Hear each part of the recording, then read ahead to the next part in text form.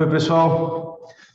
Vou deixar gravada então essa última etapa dessa série de apresentações barra discussões sobre as bases da psicologia e psicoterapia positiva. Essa é a última parte que eu propus para a gente conversar, que é especificamente a estrutura geral de todas as sessões e o protocolo, né, como um todo. Vou começar a compartilhar aqui.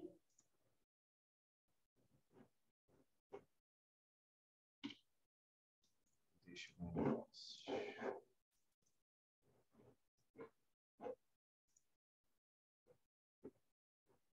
Acho que está aparecendo, né? Mas eu gostaria de começar primeiro trazendo essa meta-análise que é bem recente, né, em termos de ciência, de 2021. Ao todo, envolveu mais de 53 mil sujeitos, né, a população total, juntando todos os artigos que foram considerados, passaram pelo crivo, pelos critérios de seleção e de exclusão. A análise final ficou em 419 ensaios clínicos randomizados, aleatorizados, né? Ou seja, são aqueles estudos que é o padrão de ouro hoje em dia da ciência, especialmente na psicologia, aonde, resumindo, eles pegam uma população aleatória, disposta ao estudo, e dividem ela em dois grupos, onde um vai receber uma intervenção supostamente inócua ou intervenção nenhuma, que vai se chamar de grupo controle, e o outro vai receber, propriamente dita, a intervenção proposta a ser estudada, né? Onde a hipótese é de que ela tem algum efeito benéfico, especialmente no bem-estar mental, que é a proposta dessa análise sistemática. Resumindo, dois tipos de intervenções foram consistentemente associados a resultados positivos em todas as populações não clínicas com transtornos mentais ou doenças físicas, propriamente. E as de melhor desempenho foram as IPPs, Intervenções de Psicologia Positiva, multicomponentes, e as baseadas em mindfulness. Hoje em dia, até no movimento positivo como um todo, especialmente quanto às forças de caráter, existe uma síntese muito forte entre a identificação e o uso delas com o mindfulness. Todas as técnicas, eles tentam integrar essas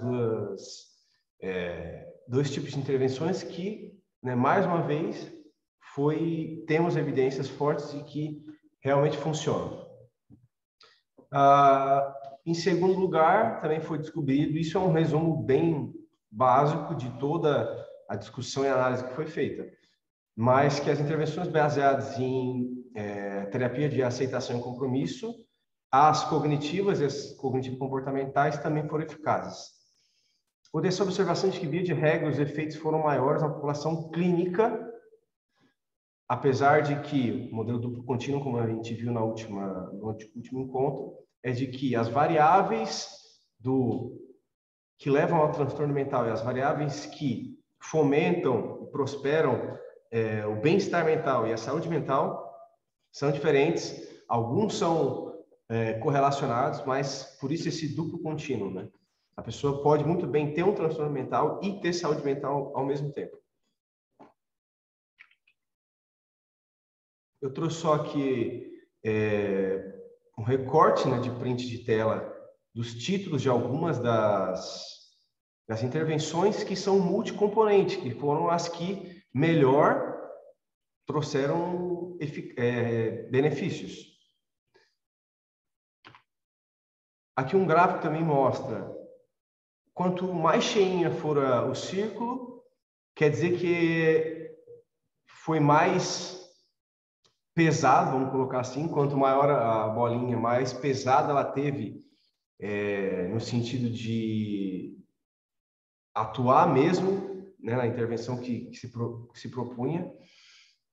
Então dá para ver que as que têm mais peso são, de fato, as multicomponentes e as IPPs únicas, ou seja, só que atuem só em emoções positivas, só em força de caráter ou só em relacionamentos. Aqui dá para ver também que as TCCs foram tão boas quanto, mas foram melhores nas populações clinicamente vulneráveis, né? Em pessoas que estão sob transtorno mental ou dificuldades físicas.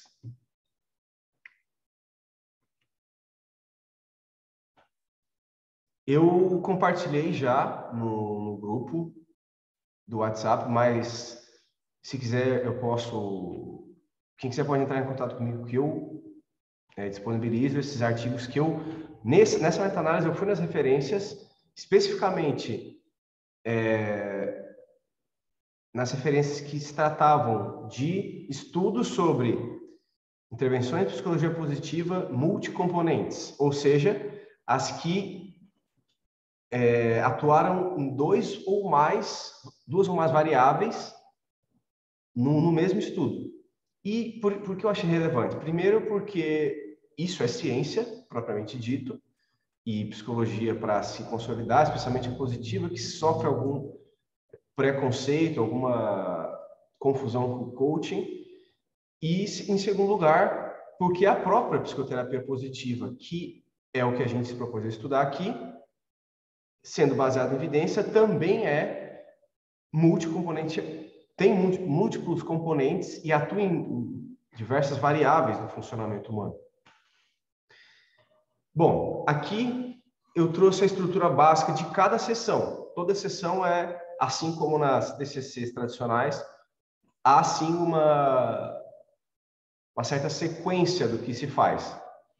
Primeiro, são discutidos, é explicado é adequada a linguagem ao cliente, é claro. Se é a primeira vez que entra em contato com a psicoterapia positiva, é explicado quais são os princípios, quais são os fundamentos aos quais a gente se fundamenta. E a sessão começa com uma prática guiada de relaxamento. Depois, os clientes são motivados, né, em vez de aquela pergunta clássica, o que te traz aqui, qual é a tua demanda, qual o problema que tu gostaria de resolver, são perguntados quais foram as experiências positivas que aconteceram na semana. E nisso já é enaltecido, já é reforçado positivamente quais foram as causas, né, pessoais, o que essa pessoa fez para levar a cabo esses acontecimentos bons na vida dela. Aí já é também esboçado o diário de gratidão, que a gente vai ver um pouco mais para frente, e isso em toda a sessão é discutido, é perguntado quais foram os eventos mais importantes positivamente. Esse, no caso, a revisão seria já a partir da segunda, né, sessão. A prática propriamente dita, né, realizada a intervenção do dia específica, a gente vai ver que para cada dia da semana, cada dia do protocolo vai ter uma diferente, por isso também eu trouxe a meta-análise, né, o foco é em múltiplos componentes do funcionamento. São ensinadas estratégias para a manutenção desses benefícios, né, e para que a pessoa continue fazendo, entre as sessões, esses exercícios, essas estratégias que foram discutidas e ensinadas, porque eu costumo dizer que é uma questão até matemática, né? Com sorte, o cliente vai passar 1 hora ali com a gente. E os outros praticamente 7 dias da semana que ele vai ficar no cotidiano, no dia a dia dele. Então, eu pessoalmente costumo passar até eu sugiro bastante atividades entre as sessões, justamente por esse motivo. Ao final é feita uma discussão, uma breve reflexão sobre do que foi ensinado, a intervenção específica. O livro é muito interessante e se eu puder, pelo menos, deixar alguma mensagem para vocês, de que fomentar a curiosidade de vocês para lerem um livro e, se não ele todo, e não usarem ele como o protocolo base das sessões de vocês, mas que, como a proposta positiva é ser uma complementação à atuação tradicional em psicologia, pode ser sim utilizado esses recursos, pelo menos, que existem no final de cada capítulo que é destinado a cada intervenção. Porque ele apresenta vinhetas com analogias e metáforas do que está sendo ensinado, casos clínicos semelhantes, ou seja, historinhas de pessoas com problemas parecidos ou idênticos, e dá sugestões de leituras, sites, com o nome dos livros e filmes, etc. Ao final é feito, de novo, a mesma prática de relaxamento do início, e o Rashid faz questão de dizer que deve sempre considerar a flexibilidade diante das diferentes necessidades clínicas e adequação cultural, né? Isso é praticamente pressuposto, mas o óbvio tem que ser dito também. As sessões são divididas, o protocolo das sessões é dividido basicamente em 3 fases. E, de novo, pessoal, o meu objetivo aqui é pelo menos, fomentar um pouco da motivação de vocês a irem atrás desse livro, porque, claro, no fim é o nosso próprio estudo individual quem vai nos trazer benefícios e autoeficácia. Mas eu busquei resumir bem o que cada capítulo traz.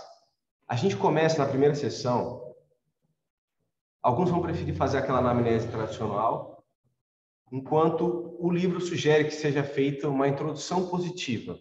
Que é isso?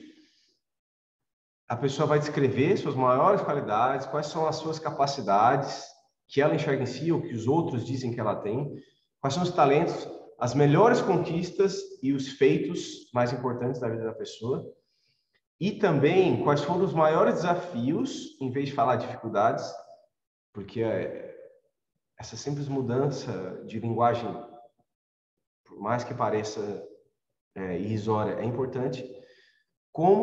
Quais foram os maiores desafios e como essa pessoa conseguiu enfrentar eles, como ela conseguiu superar. De preferência com uma narrativa mesmo de começo, meio e fim. É instruído também já o cliente a começar o tal do diário, onde ele vai anotar, pelo menos ao final do dia, de preferência, 3 eventos, pessoas, situações, dos quais ela é grato. Não precisa ser algo grande, pode ser, se a pessoa não encontrou nada, bom, sou grato, me sinto bem, sinto feliz por ter acordado, ou por ter comida na mesa para eu comer. Não precisa ser algo grandioso. E aí, muitas vezes, essa é a chave da questão, porque a pessoa que está sob sofrimento de algum transtorno que seja, algum luto, ela está, de alguma maneira, incapacitada, está com dificuldade de perceber no detalhe, né? E é importante também identificar qual foi a função dela para o que aconteceu, mas sem identificar os porquês. Aí que vem a questão interessante também. Existem estudos que mostram, especialmente inteligência emocional, que quando a gente rotula um sentimento, identifica, rotula e acha uma causa, que são as 3 primeiras etapas da inteligência, da regulação na inteligência emocional, existe uma diminuição de intensidade do afeto negativo, né? Que se pressupõe que a pessoa está sentindo por estar usando essa estratégia de regulação.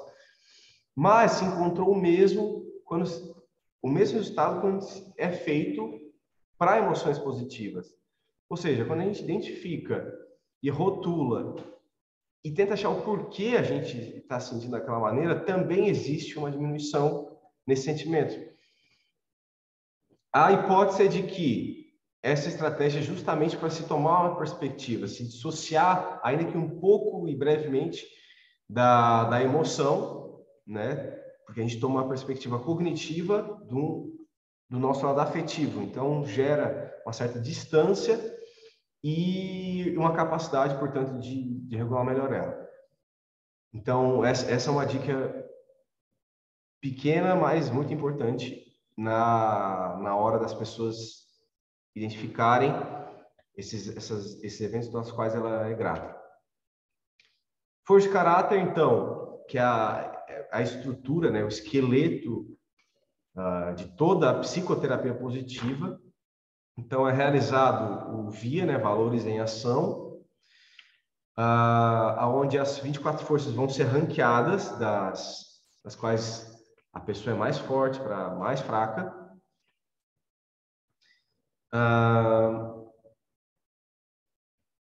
Isso a gente vai ver um pouco mais para frente, mas, via de regra, o que é feito com essas 24 forças de cima para baixo? As principais, as primeiras, são a chamada assinatura de força, que é o núcleo da nossa personalidade, resumindo bem. E as que estão mais embaixo, a ideia é que a gente desenvolva ao longo da psicoterapia e as que a gente é bom, use mais vezes.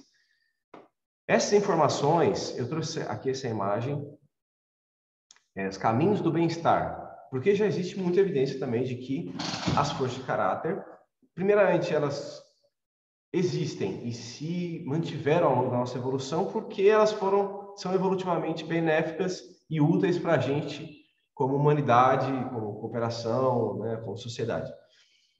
E levam ao bem-estar individual e comunitário.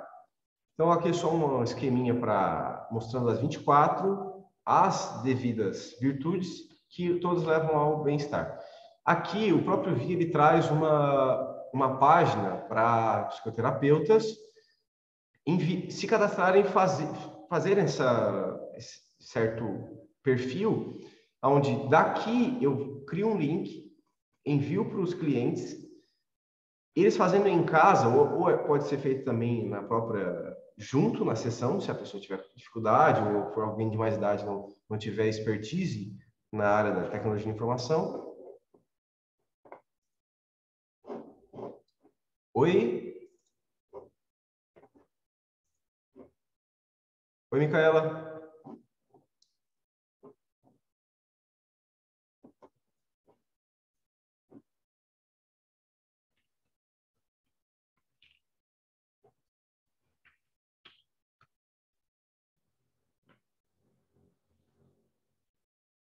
Micaela?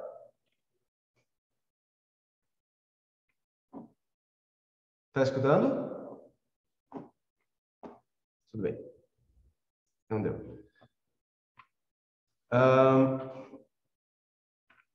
Continuando. E aí, o resultado do teste vem direto para o meu e-mail. A pessoa não precisa baixar e me mandar de uma maneira informal, já chega aqui direto para mim. Isso é muito útil. Aqui é um exemplo, aqui é a página já principal. Depois que a pessoa fez ali o seu cadastrinho, já começa a responder o questionário com 120 perguntas que estão nesse molde, nessa escala Likert, de 1 a 5, né, grosso modo, vai de nem tem tudo a ver comigo a não tem nada a ver comigo. A pessoa vai se ranquear a partir do que ela se identifica ou não com a frase posta ali. Mas é claro que a gente é enviesado para falar da gente mesmo, né? Então, o próprio livro, isso aí é também um recorte de tela do livro, aonde é mais complexo que isso, mas dá para ficar só na ratificação desse ranking que a pessoa é um autorrelato, né, querendo ou não. Então, dá para fazer essa ratificação com um membro da família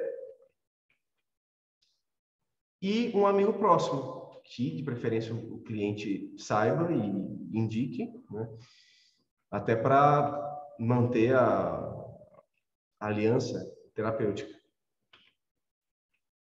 Na terceira sessão do protocolo, inicialmente nessa sessão, os clientes são incentivados a compartilhar experiências que ilustram o uso dessa assinatura, ou seja, essas principais forças que ela tem, sem desprezar ou dar pouca ênfase ao uso disfuncional ou excessivo, nem mesmo ao contexto, que é importante na determinação de quando e como usá-las.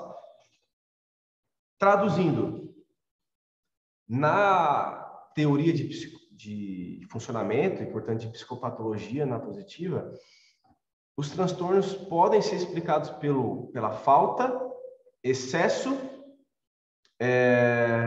ou diminuição, ou pouca força desse determinado traço. Então, por mais que a pessoa tenha como primeira força, vamos lá, integridade, se ela tiver usar muito dessa força num contexto que não apropriado, hão de concordar comigo de que não vai ser benéfico para ela e pode ser, sim, pode ser transtornante para ela. Não necessariamente causar sofrimento, mas pode ser disfuncional, pelo menos. E depois são dialogados e criadas estratégias para resolver pelo menos 3 situações, problemas específicas através da utilização adequada e equilibrada dessas forças. Resumindo, qual é a ideia geral? É de que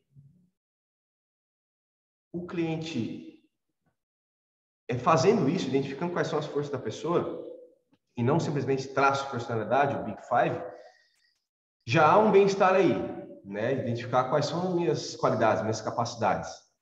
E a outra é de que isso ajuda naquilo que o Roger já falava, de aceitar o cliente incondicionalmente, né? Validar, por muitas vezes as dificuldades deles são justamente por ter tido e continuarem, tanto por parentes próximos ou até por eles mesmos, invalidarem as próprias emoções, os próprios comportamentos. Então, fazendo isso, a gente valida, faz um ambiente seguro para que ele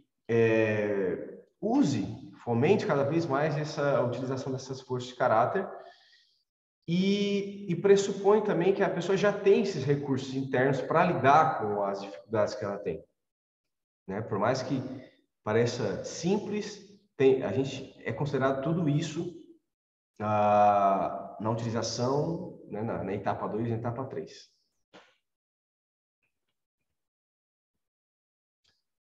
Na quarta sessão, o cliente é orientado no estabelecimento escrito de um plano de ação para seu desenvolvimento pessoal, cogitando a possibilidade mais desejável possível para o seu futuro, em que são consideradas suas potencialidades, seu propósito pessoal, os principais valores e objetivos a longo, médio e curto prazo. É uma lista longa, mas já é também ponto passivo na ciência de que quem tem objetivos claros e precisos do que se quer e, de preferência, as estratégias que vai tomar a médio e curto prazo para alcançar esses objetivos, tem muito mais chance, probabilisticamente, de alcançar. Aqui eu trouxe algo que é, em parte, minha autoria, que eu fiz na época da faculdade, no estágio organizacional, aonde eu usei o capital psicológico positivo, mas para dar uma fortalecida, eu sintetizei aquela estratégia SMART de estabelecimento de objetivos, né, junto com a teoria do bem-estar do Seligman, do PERMA. Juntando essas duas, todas essas variáveis, eu consegui estabelecer esses critérios que eu consegui também colocar numa frase, que fica o próprio poder de remate. Fica um acrônimo grande, né, em forma de frase, mas bem completo. Eu apliquei lá na empresa em que fiz o estágio e todo mundo fez, porque primeiro entendeu a importância disso, então fez com afinco, por maior que seja. E deu certo que remate, significação ou efeito de realizar, de concluir algum feito, a última operação destinada a tornar perfeita uma obra.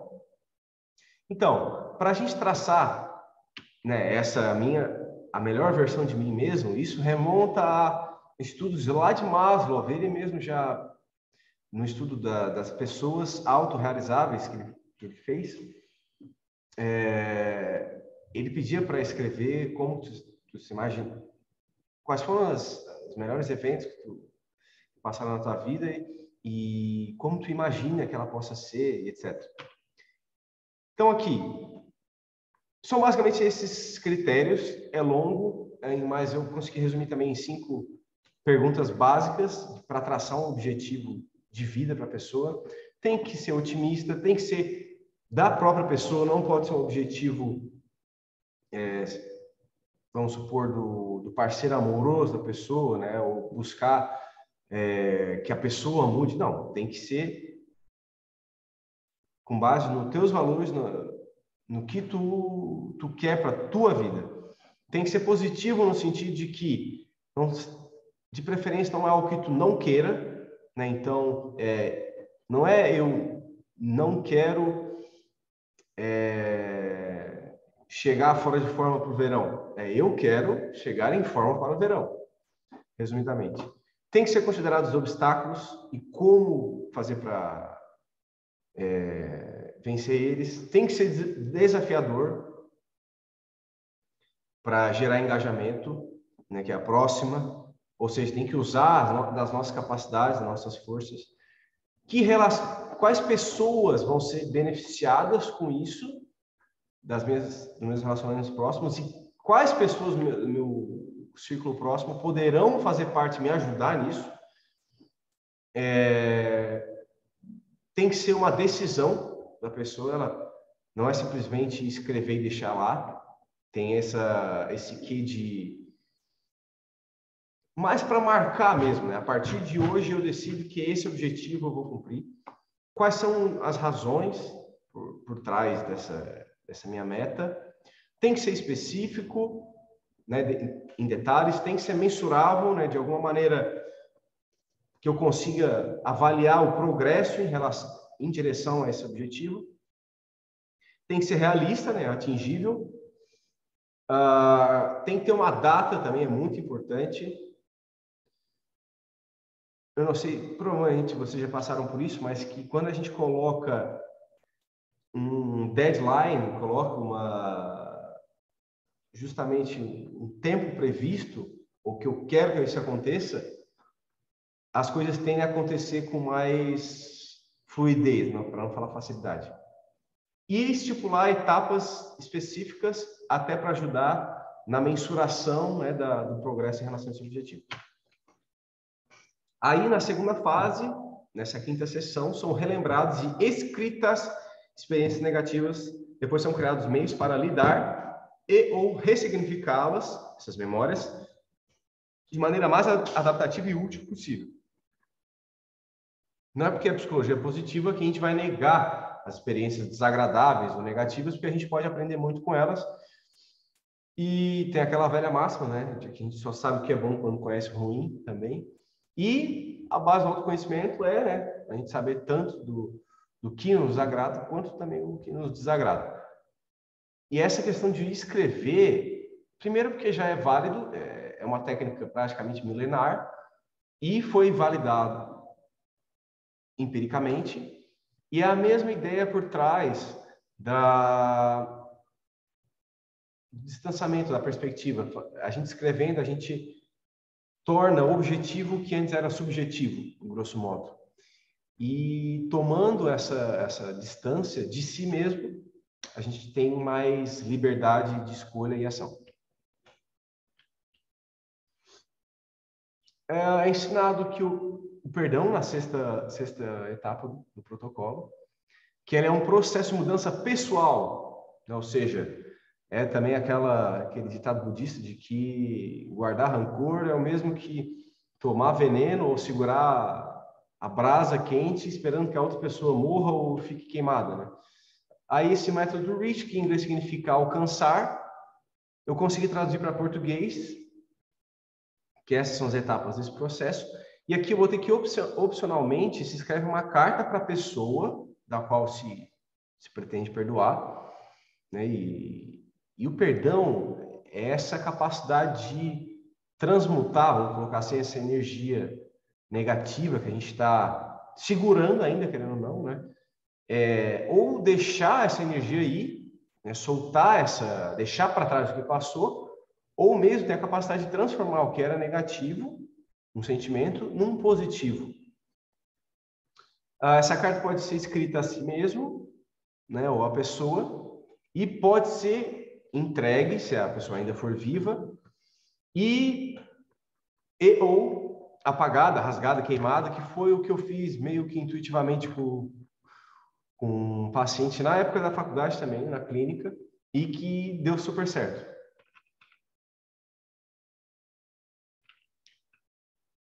Satisfazer e maximizar é basicamente explorar quais são os domínios da vida do cliente em que ele maximiza, ou seja, faz as melhores escolhas possíveis, ou apenas se satisfaz, onde ele faz uma escolha suficientemente boa, que agrada a ele o básico. E a gente esboça, né, discute ali ações para aumentar num nível ótimo, ou seja, ótimo significando o melhor possível, a satisfação com as experiências que ele tem no dia a dia. O conceito de gratidão é ampliado e aqui é estendido também para pessoas das quais o indivíduo pode ter esse sentimento, né? Ao qual ele talvez corriqueiramente não agradeça, né? Passa desapercebido por conta do dia a dia. Eu botei essa observação também que existe um estudo até puramente de neurociência, de que receber gratidão é muito mais potente do que dar a si mesmo, ser grato por ser ou ter feito algo por mim mesmo. Isso tem tudo a ver, se a gente for pensar de uma maneira evolutiva, né, biológica, de que isso reforça a cooperação entre as pessoas, né, os laços sociais. E afinal, se eu sou grato a uma pessoa, já que é algo que a gente não faz normalmente e que gera sim bem-estar, por que não fomentar isso, né? Por que não estimular isso com os clientes? Enfim, a fase 3 é ensinar a desenvolver uma estratégia cognitiva em que se busque ver os melhores resultados possíveis para objetivos realistas, deliberadamente, né, voluntariamente percebendo e avaliando. Aqui tem tudo a ver com o conceito de esperança e otimismo. Então, ensinar o cliente a ver os desafios, claro, tendo uma perspectiva, de novo, realista, se assim for possível, a enxergar, a interpretar os desafios como causados pelo ambiente. Então, muitas vezes eles não vão estar fora do nosso controle e por isso eles vão ser temporários, passageiros, via de regra, e as conquistas, buscar, né, investigar com o cliente as conquistas, a gente enxergar o que a gente conquistou como características, como fruto das nossas ações, dos nossos traços. Então, portanto, que estão mais sob o nosso controle e são mais duradouros e estáveis ao longo do tempo. Isso tem tudo a ver com a filosofia grega também, né, um pouco, que a Positiva se pauta muito, de ser sábio o suficiente para entender o que está ou não sob o nosso controle, porque isso é sim gerador, causador de muita angústia e sofrimento para a gente, né? A gente cair nesse labirinto de tentar controlar tudo, ainda que não seja possível. Trazer também uma estratégia específica, onde é refletido sobre pelo menos 3 objetivos que foram inviabilizados, mas que deram origem a 3 novas melhores realizações. O nome de mercado, vamos colocar assim, 3 portas se fecham, 3 se abrem. É uma maneira mais dinâmica de desenvolver a esperança e o otimismo também. Aqui a literatura também é vasta. Eu tinha conversado com a Elisângela um dos últimos encontros, sobre o crescimento pós-traumático. O que é isso? É usar uma situação que foi extremamente negativa e causadora de sofrimento e dano até à pessoa, e buscar, né, como eu vou ter resumido aqui, ali explorar com o cliente os pensamentos e sentimentos mais profundos e perturbadores de maneira empática e incondicional, ou seja, não negar que eles existiram, aceitar que faz parte da história da pessoa, buscando focar no aprendizado ou lição, se ele existiu, é claro, o quanto a pessoa se desenvolveu ou se aperfeiçoou e criou resiliência a partir daquele evento que causou tanto dano e sofrimento na vida da pessoa. Eu trouxe aqui a capa de 2 livros para resumir que existe sim, normalmente, aqui está o workbook, aqui teoria, pesquisa e aplicações, né? Dá para ver que são vários colaboradores. É uma literatura já até bem vasta e é uma maneira positiva de lidar com trauma, que é quase sempre o maior desafio nos atendimentos clínicos, né? Desacelerar e saborear é ensinado a estar mais presente nas circunstâncias, tomando mais consciência e apreciando melhor cada momento positivo, para assim prolongar os seus efeitos, seja almoçando a refeição preferida ou vendo um filme que tanto se esperou para ver. Fazendo isso, os clientes aprendem a procurar e a olhar atentamente para situações boas, ainda que pouco intensas ou curtas em duração. Relações positivas. Busca se identificar, reconhecer e apreciar e celebrar as forças e qualidades dos familiares e dos amigos e relações mais próximas, a fim de enriquecer e aproximar as relações, que tem tudo a ver também com a etapa 13, que é ensinar a responder construtivamente. Eu botei um quadrinho onde mostra os tipos de respostas, né, de conversas ativas, passivas, construtivas e destrutivas. É claro que a ideal é a ativo-construtiva. Resumidamente, na situação hipotética de que o nosso parceiro amoroso chega do trabalho com a notícia de que foi promovido e, idealmente, a gente responde: isso é maravilhoso, estou tão feliz por ti, você vai ser excelente nessa nova posição, né? Ou seja, responder com entusiasmo, mantendo contato visual, sorrindo, exibindo emoções positivas e enaltecendo as qualidades da pessoa e a conquista dela, né? Coloquei aqui, né? Sempre enaltecendo e valorizando as intenções, esforços e realizações do indivíduo quando reportam boas notícias. Essa parte do esforço também é muito importante, porque até no sentido estritamente comportamental da coisa, skinneriana, muitas vezes, por a gente não conseguir o reforço positivo que a gente buscava, o que temos para reforçar é o esforço para que aquele organismo, aquela pessoa, mantenha, né, se for um comportamento desejável, mantenha emitindo aquelas respostas. Ainda na fase 3, altruísmo. O cliente é encorajado a identificar pessoas ou causas sociais pelas quais pode auxiliar e ou promover com sua própria assinatura de forças. Assim, desfoca de seus problemas, se concentrando em fazer o bem ao outro. Dessa maneira, reforça os laços afetivos e participa de algo maior que si, ao mesmo tempo que tem o maior pico de bem-estar, conforme evidências. Tá aí.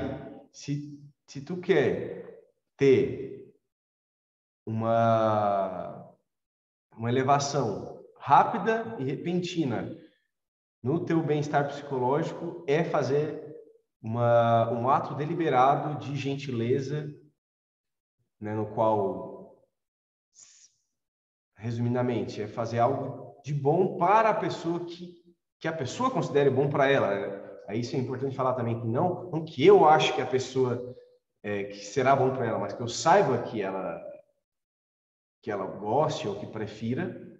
E também é importante que não esperando ou pensando nada em troca, né? Por isso o nome é altruísmo. Aí fica a dica, então. Isso também é uma técnica entre aspas, né? Mas é um código de conduta milenar já, que as religiões já descobriram e sabem há muito tempo, de que o bem ao próximo faz muito bem para a gente.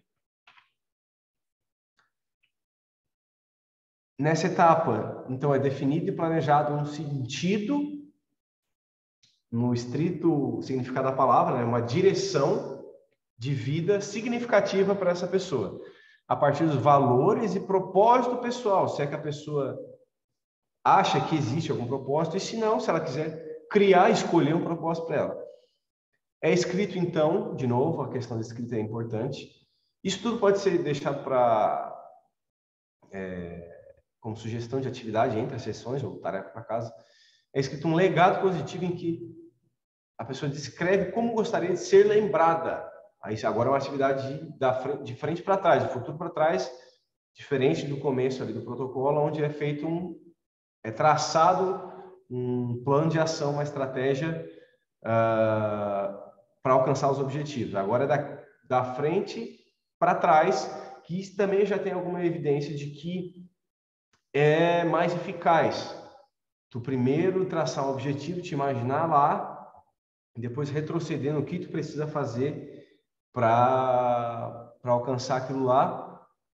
E, é claro, pode ser sintetizado, né? Tanto o legado positivo quanto a melhor versão de mim mesmo com a introdução positiva. Na verdade, como a própria estrutura sugere, é um contínuo onde a primeira pessoa relembra como ela foi, aonde ela quer chegar e depois, né, que é essa parte do protocolo, já se imaginando ter conseguido aquilo e como gostaria de ser lembrado, especialmente pelas boas ações e conquistas e a diferença que fez para o mundo e para as pessoas na execução dessa sua trajetória de vida. O Rashid e o Seligman deixaram essa nota de que as 3 fases não precisa, resumindo, não precisa seguir estritamente esse protocolo. Essas 3 fases são caminhos entrelaçados, mutuamente reforçadores, em direção à recuperação do bem-estar e ao bem-estar. Ou seja, se o terapeuta avaliar que seja melhor, já na segunda sessão, discutir e fazer a sessão destinada a propósito de vida, que assim seja, e assim por diante. Aqui eu trouxe um exemplo de separação, um exemplo de protocolo na qual a psicoterapeuta, usando dessa estrutura do Rashid e do Seligman, ela desenvolveu essa dela, onde nas 3 primeiras sessões é feita a anamnese, né, a clássica, técnica início, meio, fim seria um pouco da apresentação positiva. Nas próximas 3 sessões, aí sim é investigado as forças e virtudes da pessoa e assim por diante. Isso aqui eu também vou disponibilizar depois ali no grupo. O livro traz também, por mais complexo que isso pareça, são os mecanismos de mudança, pressupostos, né? Ou seja, beleza, todas as sessões ali que eu mostrei até agora são intervenções baseadas em evidências, ou seja, existe validação científica de que aquilo funciona a um nível, a uma eficácia mínima desejável. E aqui, mas por que elas funcionam? Aí aqui eu resumi bem o que o livro traz. Por que aquilo tudo funciona? Porque o denominador comum disso tudo é de que, fazendo tudo aquilo, se cultiva as emoções positivas e, com isso, se reeduca a atenção da pessoa para prestar mais, estar mais consciente em situações que geram bem-estar para ela, lembrar, né, de coisas pelas quais ela é grata e assim por diante. Ativação dos recursos, ou seja, usar mais do que a pessoa já é boa, das forças, das capacidades, dos talentos da pessoa. Avaliação positiva, identificação de metas, objetivos e utilização desse nosso histórico. O que eu já consegui, quais foram os recursos pessoais que eu usei para conseguir essas conquistas, quais habilidades eu usei. Escrita terapêutica, né, foi falado muito em escrever, em ressignificação de memórias negativas. Construção de competência experiencial, ou seja, o descobrimento ou a criação de um propósito, de um sentido para a vida. E aí pode ou não ter uma questão espiritual, mas via de regra é aquela expressão que eu botei entre aspas lá, de participar de algo maior que si mesmo. Um propósito de vida, não necessariamente, mas via de regra é isso, é a pessoa colocar a existência dela em função de ou com objetivos que não sejam a ela mesma. Ou seja, eu trabalhei com uma pessoa que foi muito marcante na minha vida. Ela costumava dizer: tem gente que larga tudo que tem para ir cuidar de uma espécie específica de pinguim lá no sul do mundo, onde está tudo congelado, a pessoa passa frio o ano inteiro, mas ela está lá super realizada e contente com o que está fazendo, porque ela escolheu ou descobriu esse propósito de vida dela.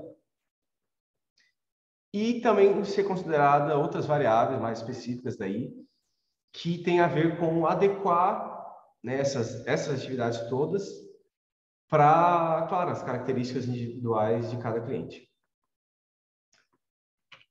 Por hoje é isso. Só podia terminar o slide com gratidão, que é tanto reconhecida pela teoria das emoções positivas da Barbara Fredrickson como uma das emoções positivas, mas também foi identificado pelo Peterson como uma das forças das 24, e os estudos mostraram que é a força de melhor predição de bem-estar a longo, médio e curto prazo da humanidade. Então, fica aí essa mensagem, essa quarta-feira fria, e espero que tenham gostado. Qualquer coisa, só me chamar no grupo.